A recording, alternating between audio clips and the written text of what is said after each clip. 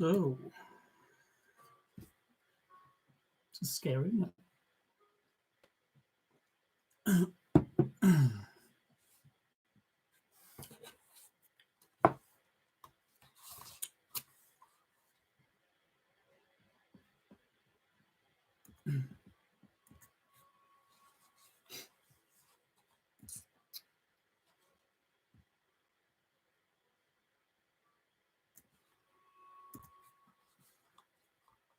Hello, Mr. Pike. Good to see you.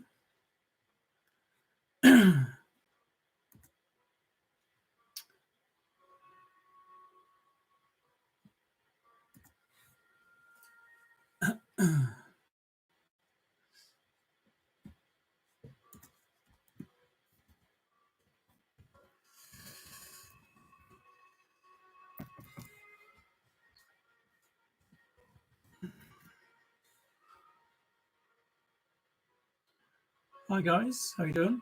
Everyone's eagerly waiting. Yeah, so am I. I'm so scared. I'm so nervous. I've never done any of this live stuff before. Trying to coordinate it. I've got my phone, I've got my laptop. Hi Jacob. I know I've got children watching. I know I've got children from school. It's a bit daunting, to say the least. But we're going to give it a go. We're going to try and get through over the next couple of days. Warhorse.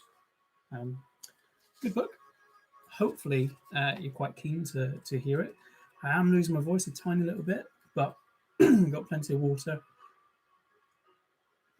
We can get through this. I have tabbed it at like chapter 5, so try to break up the chapters according to how many days we're going to read it. I don't know if it will last 5 days. I just wanted to give people a chance to hear a story. I've also put on the event to donate to an NHS cause. I thought, if people are going to watch me, I might as well get them to cough up some money for a good cause. So please feel free to donate on there. I know I would be. I've not done it yet, but I will do it later. So please, crack on. I'll wait for a few more people, I guess. I know there's lots of people quite eager to join. Quite scary. Hello, Wendy. How are we? Oh, this is quite weird, isn't it? So yeah, Warhorse. Should we get started? People are sharing it. This is scary. I don't like this. Anyway, right. Warhorse. Is that backwards? I don't know. Chapter 1. My earliest memories are a confusion of hilly fields and damp, dark stables, and rats that scampered along the beams above my head. But I remember well enough the day of the horse sale. The terror of it stayed with me all my life. I was not yet 6 years old, a gangling, leggy colt who had never been further than a few feet from his mother. We were parted that day in the terrible hubbub of the auction ring, and I was never to see her again. She was a fine working farm horse, getting on years, but with all the strength and stamina of an Irish draft horse quite evident in her fore and hind quarters. She was sold within minutes, and before I could follow her through the gates, she was whisked out of the ring and away. But somehow I was more difficult to dispose of. Perhaps it was the wild look in my eye as I circled the ring in a desperate search for my mother, or perhaps it was that none of the farmers and gypsies there were looking for a spindly-looking half-thoroughbred colt. But whatever the reason, they were a long time haggling over how little I was worth before I heard the hammer go down, and I was driven out through the gates into a pen outside. Not bad for 3 guineas, is he? Are you, my little firebrand? Not at all. The voice was harsh and thick with drink, and it belonged quite evidently to my owner. I shall not call him my master, for only one man was ever my master. My owner had a rope in his hand, and was clambering into the pen, followed by 3 or 4 of his red-faced friends. Each one carried a rope, They had taken off their hats and jackets and rolled up their sleeves, and they were all laughing as they came towards me. I had as yet been touched by no man, and backed away from them until I felt the bars of the pen behind me, and I could go no further. They seemed to lunge at me all at once, but they were slow, and I managed to slip past them and into the middle of the pen, where I turned to face them again. They had stopped laughing now. I screamed for my mother, and heard her reply echoing in the far distance. It was towards that cry that I bolted, half charging, half jumping the rails, so that I caught off my foreleg as I tried to clamber over and was stranded there. I was grabbed roughly by the mane and tail and felt a rope tighten round my neck before I was thrown to the ground and held there with a man sitting, it seemed, on every part of me. I struggled until I was weak, kicking out violently every time I felt them relax, but they were too many and too strong for me. I felt the halter slip over my head and tighten around my neck and face. So you're quite a fighter, are you? Said my owner, tightening the rope and smiling through gritted teeth. I like a fighter, but I'll break you one way or another. Quite a little frightening cock you are, but you'll be eating out of my hand quick as a twick. I was dragged along the lanes, tied on a short rope to the tailboard of a farm cart, so that every twist and turn wrenched at my neck.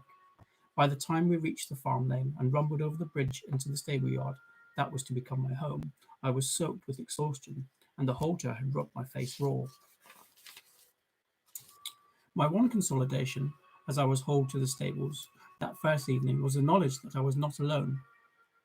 The old horse that had been pulling the cart all the way back from the market was led to the stable next to mine. As she went in, she stopped to look over the door and nickered gently. I was about to venture away from the back of my stable when my new owner brought his crop down to the side with such a vicious blow that I recoiled again and huddled into the corner against the wall. Get in there, you old rat bag, he bellowed. Proper nuisance you are, Zoe, and I don't want you teaching this young un your old tricks. But in that short moment I had got a glimpse of kindness and sympathy from that old mare that cooled my panic and soothed my spirit. I was left there with no water and no food while he stumbled across the cobbles and up to the farmhouse beyond. There was a sound of slamming doors and raised voices before I heard footsteps running back across the yard and excited voices coming closer. Two heads appeared at my door. One was that of a young boy who looked at me for a long time, considering me carefully before his face broke into a beaming smile. Mother, he said deliberately, that will be a wonderful and brave horse. Look how he holds his head. And then look at him, Mother. He's wet through to the skin. I'll have to rub him down. But your father said leave him, Albert, said the boy's mother. Said it would do him good to be left alone. He told you not to touch him. Mother, said Albert, slipping back the bolts on the stable door. When father's drunk, he doesn't know what he's saying or what he's doing. He's always drunk on market days. You've told me often enough not to pay him any account when he's like that. You feed up old Zoe, Mother, while I see to it. Oh, isn't he grand, Mother?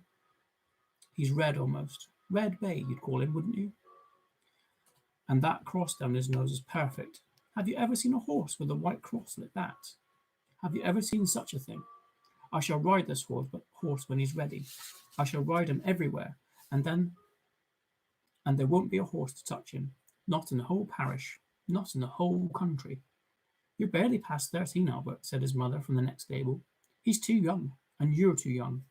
And anyway, father says you're not to touch him. So don't come crying to me if he catches you in there. But why the devil did he buy him, Mother? Albert asked. It was a calf we wanted, wasn't it? That's what he went to the market for, wasn't it? A calf to suck old Celandine? I don't know, dear. Your father's not himself when he's like that, his mother said softly. He says that Farmer Easton was bidding for the horse, and you know what he thinks of that man after that barney over the fencing. I should imagine he bought it just to deny him. Well, that's what it looks like to me. Well, I'm glad he did, Mother, said Albert, walking slowly towards me, pulling off his jacket. Drunk or not, it's the best thing he ever did. Don't speak about like that to your father, Albert. He's been through a lot. It's not right, said his mother, but her words lacked conviction. Albert was about the same height as me, and talked so gently as he approached that I was immediately calmed down and not a little intrigued, and so stood where I was against the wall. I jumped at first when he touched me, but I could see at once that he meant no harm. He smoothed my back first and then my neck, talking all the while what a fine time we could have together, how I grew up to be the smartest horse in the whole wide world, and how we would go hunting together. After a bit, he began to rub me gently with his coat. He rubbed me until I was dry, and then dabbed salt water into my face where the skin had been rubbed raw. He brought in some sweet hay and a bucket of cool, deep water. I do not believe he stopped talking all the time. As he turned to go out of the stable, I called out to him to thank him, and he seemed to understand, for he smiled broadly and stroked my nose. "We'll get along, you and I," he said kindly. "I shall call you Joey, only because it rhymes with Zoe, and then maybe, yes, maybe, because it suits you. I'll be out again in the morning. And don't worry, I'll look after you. I promise you that. Sweet dreams, Joey." "You should never talk to horses, Albert," said his mother from outside. "They never understand you. They're stupid creatures, obstinate and stupid. That's what your father says. He's known horses all of his life." "Father just doesn't understand them," said Albert. "I think he's frightened of them." I went over to the door and watched Albert and his mother walking away and up to the darkness. I knew then that I had found a friend for life, that there was an instinctive and immediate bond of trust and affection between us. Next to me, Zoe leant over the door and tried to touch me, but our noses would not quite meet. Messed that up. Chapter 2.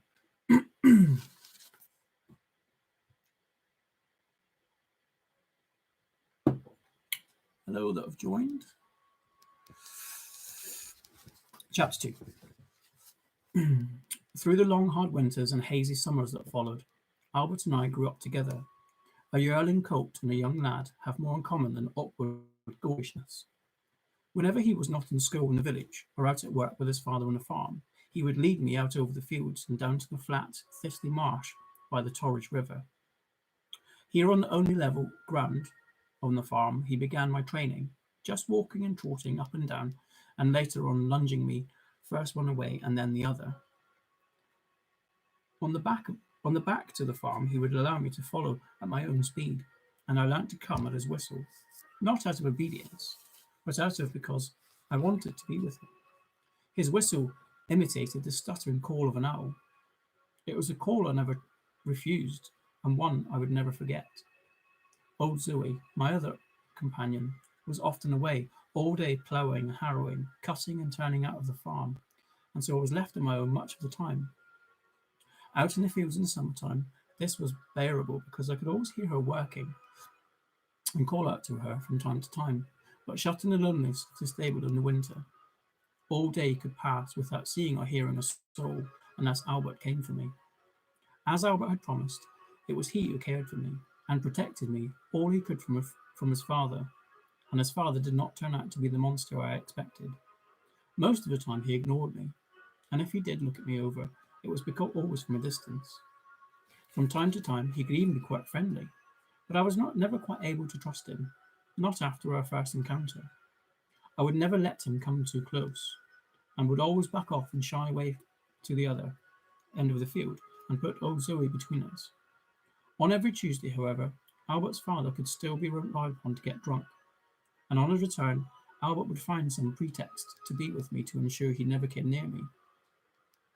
On one such autumn evening, about 2 years after I came to the farm, Albert was up in the village church ringing the bells. As a precaution, he had me put in the stable with old Zoe, as he always did on Tuesday evenings. "You'll be safer together. Father, won't you come in and bother you?" "Not if you're together," he'd say. And then he'd lean over the stable door and lecture us about the intricacies of bell ringing and how he had been given a big tenor bell because they thought he was man enough already to handle it, and that in no time he'd be the biggest lad in the village. My Albert was proud of his bell-ringing prowess, and Zoe and I stood head to tail in the darkening stable, lulled by the 6 bells ringing out over the dusky fields from the church. We knew we had every right to be proud. It was the noblest of music for everyone. They only have to listen. I must have been standing asleep for I do not recall hearing him approach. But quite suddenly there was a dancing light of a lantern at the stable door, and the bolts were pulled back. I thought at first it might be Albert, but the bells were still ringing, and then I heard the voice that was unmistakably that of Albert's father, on a Tuesday night after market. He hung the lantern above the door and came towards me. There was a whippy stick in his hand, and he was staggering around the stable towards me. "So, my proud little devil," he said, the threatener's voice quite undistinguished. "I've a bet on that I can't have you pulling a plough inside a week. Farmer Easton and the others at the George think I can't handle you, but I'll show them. You've been mollycoddled enough, and the time has come for you to earn your keep. I'm going to try some collars on you this evening, find one that fits, and then tomorrow we'll start ploughing. Now we can do it the nice way or the nasty way. Give me trouble, and I'll whip you till you bleed." Old Zoe knew his mood well enough and whined her warning, backing off into the dark recesses of the stable. She need not to have warned me, for I sensed his intention. One look at the raised stick sent my heart thumping wildly with fear. Terrified, I knew I could not run, for there was nowhere to go. So I put my back to him and lashed out behind me. I felt my hooves strike home. I heard a cry of pain and turned to see him crawling out the stable door, dragging one leg stiffly behind him and muttering the words of cruel vengeance. That next morning, both Albert and his father came out together to the stables. His father was walking with a pronounced limp. They were carrying a collar each, and I could see that Albert had been crying, for his pale cheeks were stained with tears. They stood together at the stable door. I noticed with infinite pride and pleasure that Albert was already taller than his father, whose face was drawn and lined with pain. "If your mother hadn't begged me last night, Albert, I'd have shot that horse on the spot. He could have killed me. Now I'm warning you. If that animal's not ploughing straight as an arrow inside a week, he'll be sold on. And that's a promise. It's up to you. You say you can't deal with him, and I'll give you just one chance. He won't let me go near him. He's wild and vicious. And unless you make it your business to tame him and train him inside a week, he's going. Do you understand? That horse has to earn his keep like everyone else around here. I don't care how showy he is. That horse has got to learn how to work. And I'll promise you another thing, Albert. If I have to lose that bet, then he has to go." He dropped the collar on the ground and turned on his heel to go.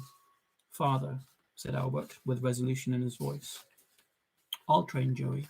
I'll train him to plough all night. But you must promise never to raise a stick to him again. He can't be handled that way." "I know him, father. I know him as if he was my own brother." "You train him, Albert. You handle him. Don't care how you do it. I don't want to know," said his father dismissively. "I'll not go near the brute again. I'll shoot him first." But when Albert came into the stable, he was not to smooth me, as he usually did, nor talk to me gently. Instead, he walked up to me and looked me hard in the eye. "That was devilish stupid," he said sternly. "If you want to survive, Joey, you'll have to learn.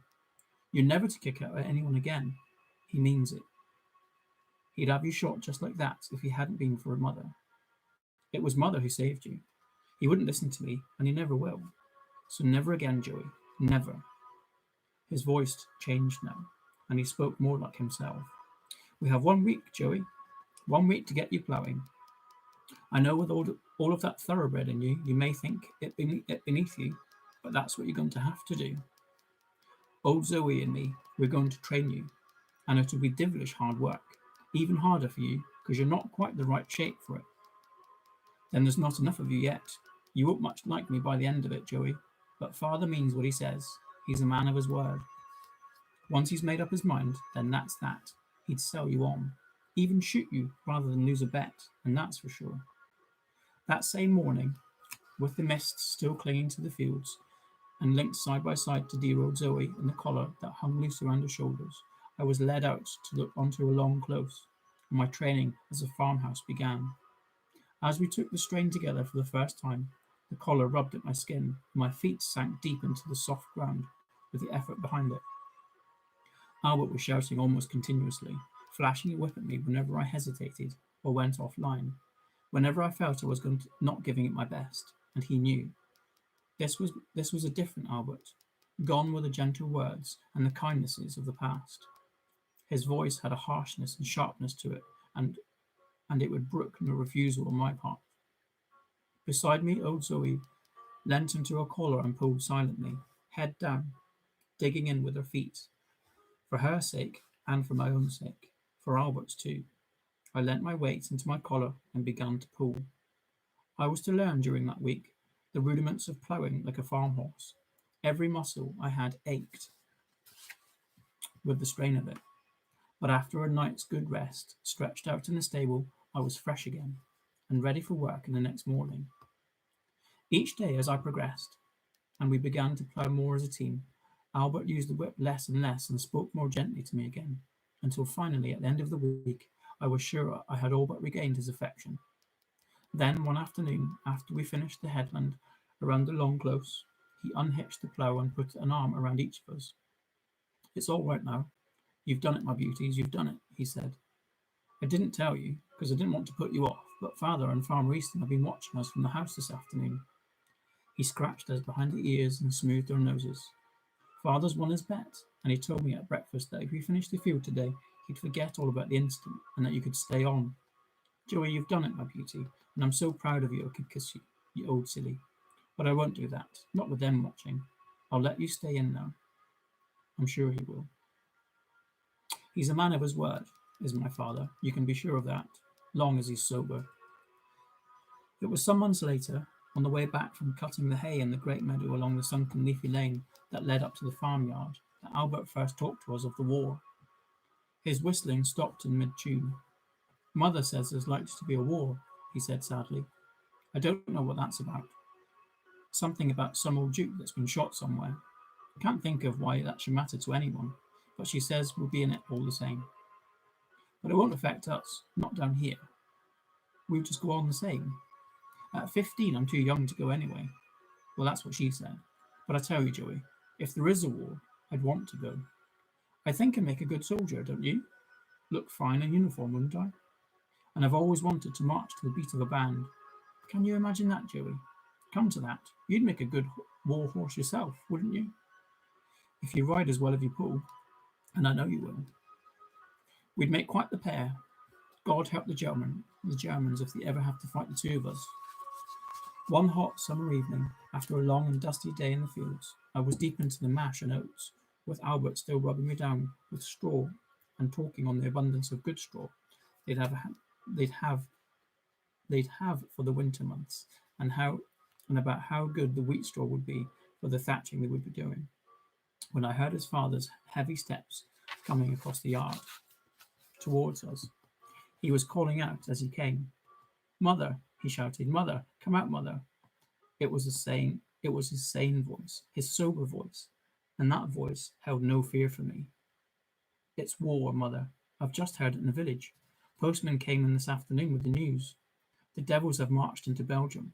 It's certain for sure now. We declared war yesterday at 11 o'clock. We're at war with the Germans. We'll give them such a hiding as they won't ever raise their fists again to anyone. Be over in months. It's always been the same. Just because the British line's sleeping, they think he's dead. We'll teach them a thing or two. Mother, we'll teach them a lesson they'll never forget." Albert had stopped brushing me and dropped the straw on the ground. We moved towards the stable door. His mother was standing up on the steps by the door of the farmhouse. She had her hand to her mouth. "Oh, dear God," she said softly. "Oh, dear God."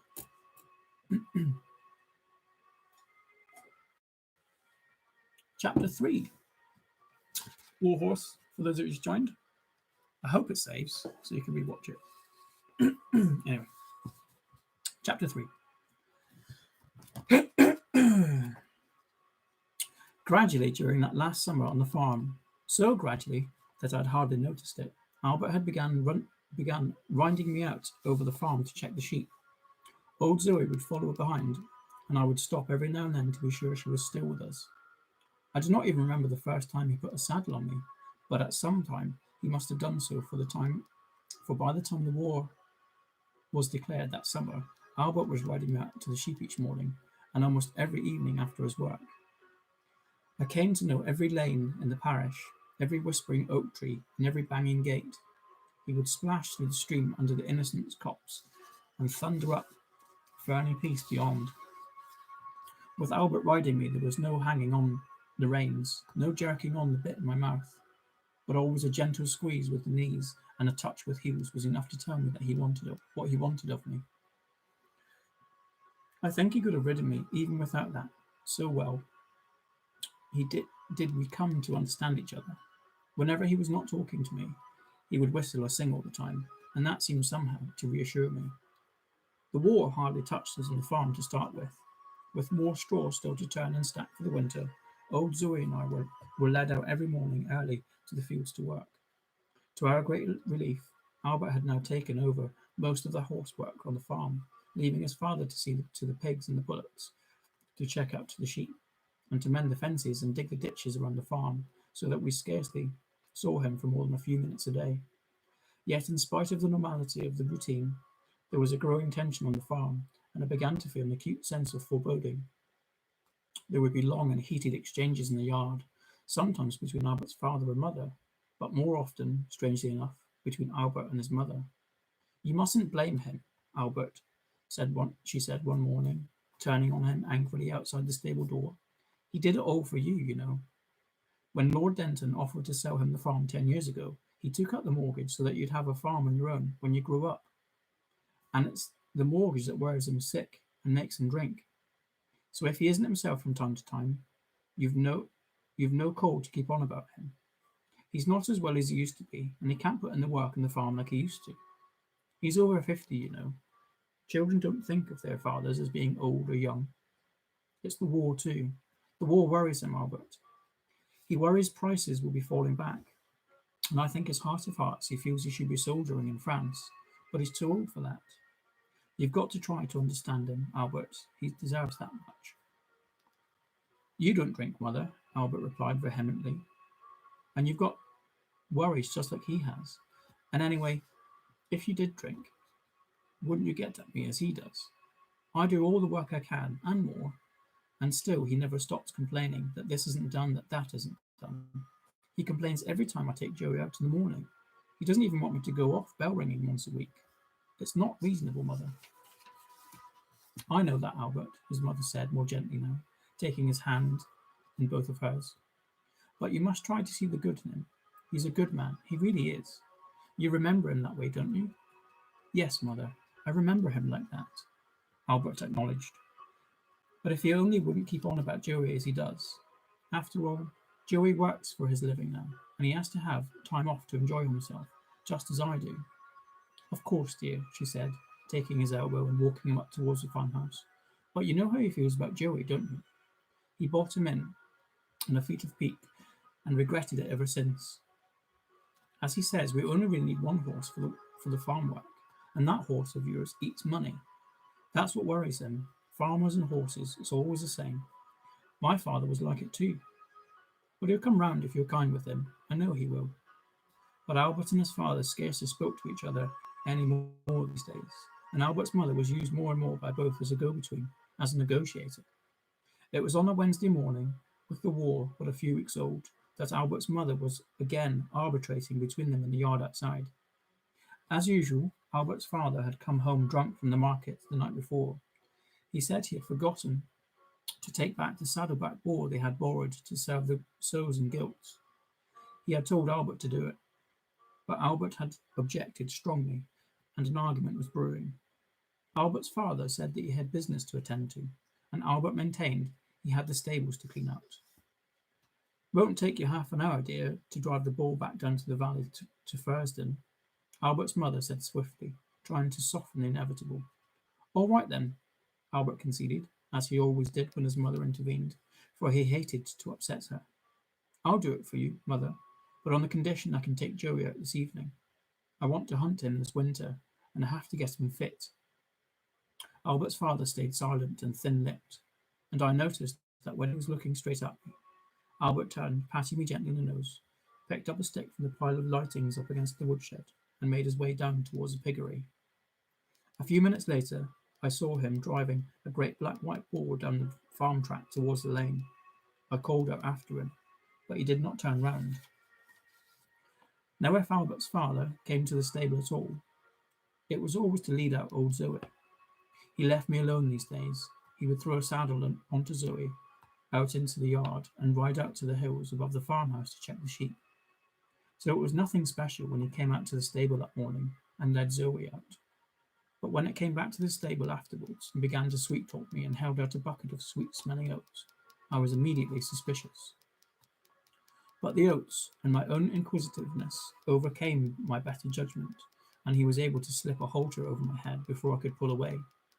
His voice, however, was unusually gentle and kind, and he tightened the halter and reached out slowly to stroke my neck. "You'll be all right, old son," he said softly. "You'll be all right.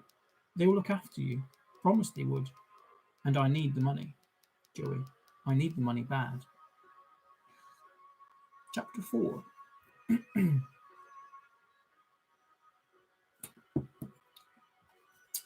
Chapter 4.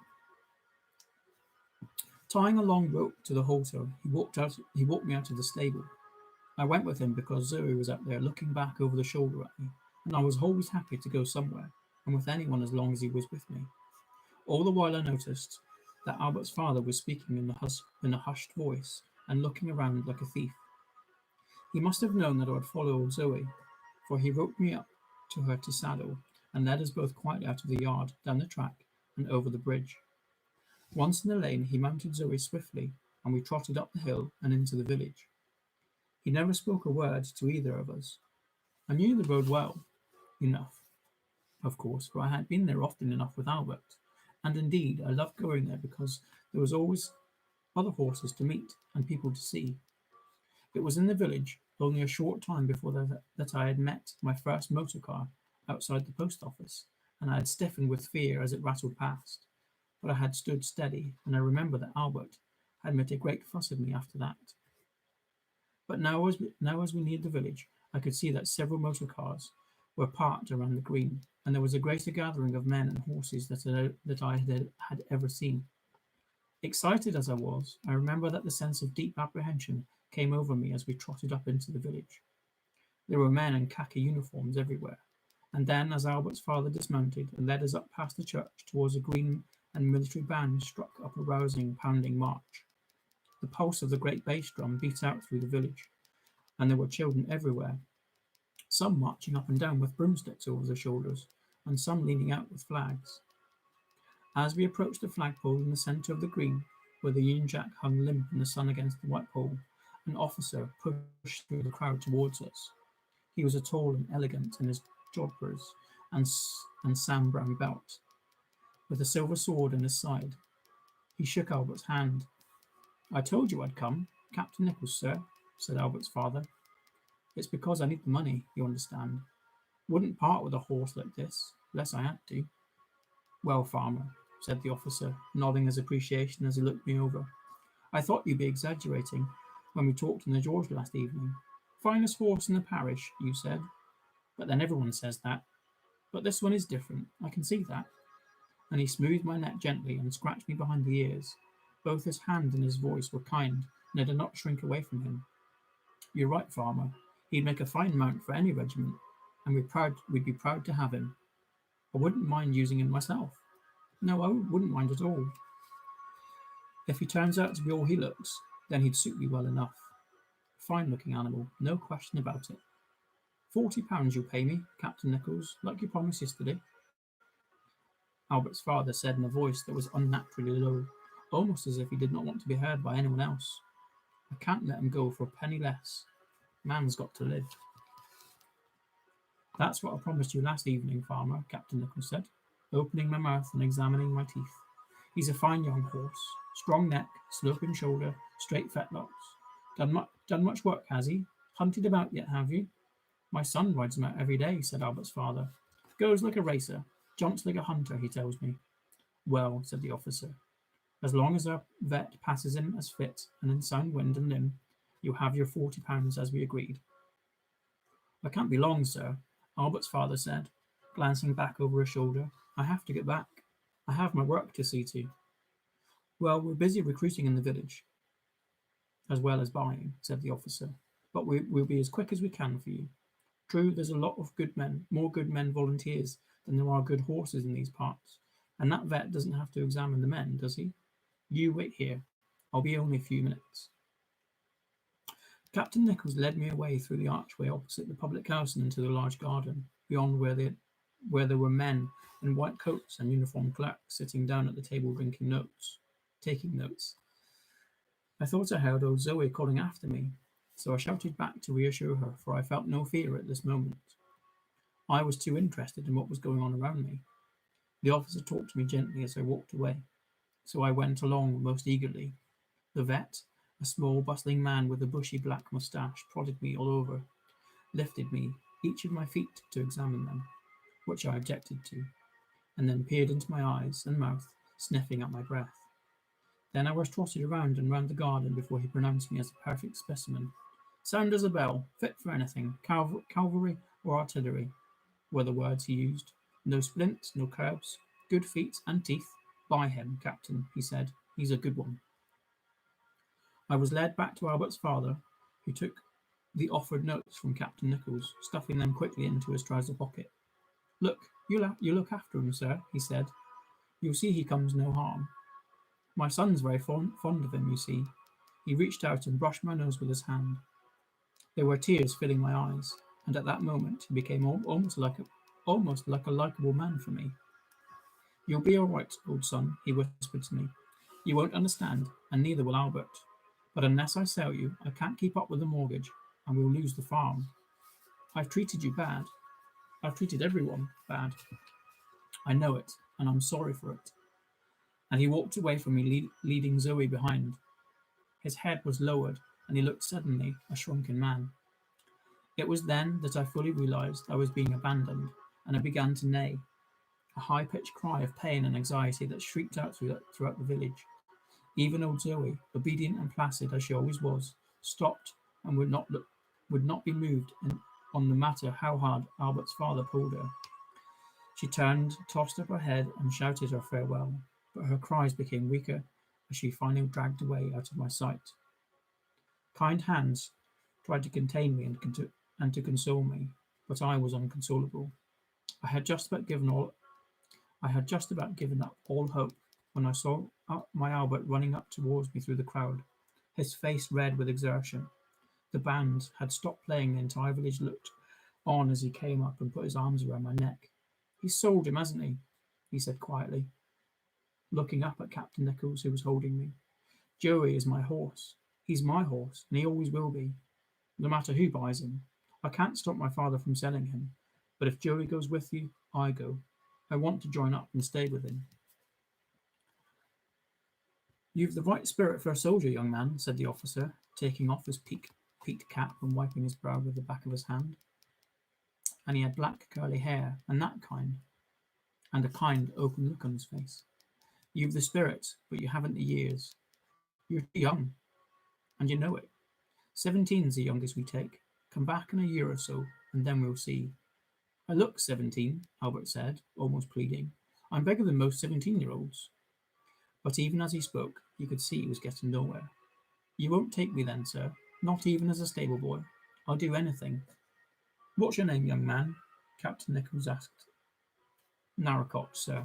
Albert Narracott. Well, Mr. Narracott, I'm sorry I can't help you. The officer shook his head and replaced his cap. I'm sorry, young man. Regulations. But don't you worry about your Joey. I shall take good care of him until you are ready to join us. You've done a fine job on him. You should be proud of him. He's a fine, fine horse. But your father needed the money for the farm, and a farm won't run without money. You must know that. I like your spirit. So when you're old enough, you must come and join the yeomanry. We need men like you, and it will be a long war, I fear, longer than people think. Mention my name. I'm Captain Nichols, and I'd be proud to have you with us. There's no way, then? Albert asked. There's nothing I can do? Nothing, said Captain Nichols. Your horse belongs to the army now, and you're too young to join up. Don't you worry. We'll look after him. I'll take personal care of him, and that's a promise. Albert wriggled my nose for me as often as he did, and stroked my ears. He was trying to smile, but could not. I'll find you again, you old silly, he said quietly. Wherever you are, I'll find you, Joey. Take good care of him, please, sir, till I find him again. There's not another horse like him, not in the world. You'll find that out. Say you promise. I promise, said Captain Nichols. I'll do everything I can. And Albert turned and went away through the crowd until I could see him no more. Chapter 5. We've made it. Just. I can feel my voice going. So I'm going to stop there. And hopefully it will save. And then I'll do another live video tomorrow at 7:30 UK time. Not Belgian time, as it said on the event. So thanks for watching. Yeah, thank you.